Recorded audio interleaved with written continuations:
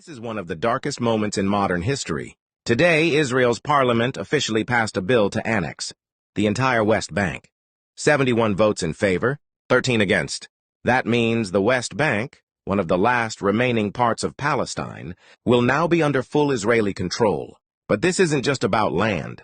The real heartbreak is about Masjid al-Aqsa, one of the holiest sites in Islam, now in direct danger.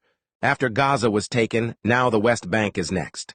Once they control it, the next target is Al-Aqsa, which they have plans to demolish and replace with their own temple. This is not a prediction. This is now written into law. Military operations are expected to begin soon. Gaza had fighters. Gaza had Hamas. But in the West Bank, there is no real defense. No government. No resistance strong enough to stop what's coming. The silence of the Muslim world has given them the green light. Millions may die, but the world might never know the full truth.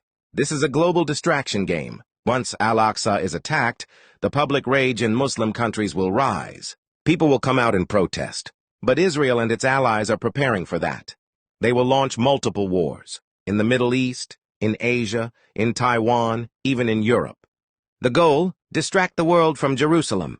America has already supplied weapons and military aid is flowing fast. Israel is preparing for all-out escalation. But what are Muslim leaders doing? Just condemnation. Just statements, no action. That's exactly what Israel wants. Just words, no resistance. If any leader rises up, they'll be targeted like Nasrallah or Soleimani. Now comes the danger to Iran and Pakistan. Israel and its allies want Iran's missile program destroyed. They may even try to take out top Iranian leadership. As for Pakistan, pressure will rise through India. India is already starting military moves near Rajasthan. Under U.S. pressure, Israel might offer India a deal. Fight Pakistan, and in return, we'll protect you from U.S. sanctions. This could start a long, destructive war between nuclear powers, all while the real goal remains hidden: control over Jerusalem. The ultimate question is, can 57 Muslim countries not protect one sacred site?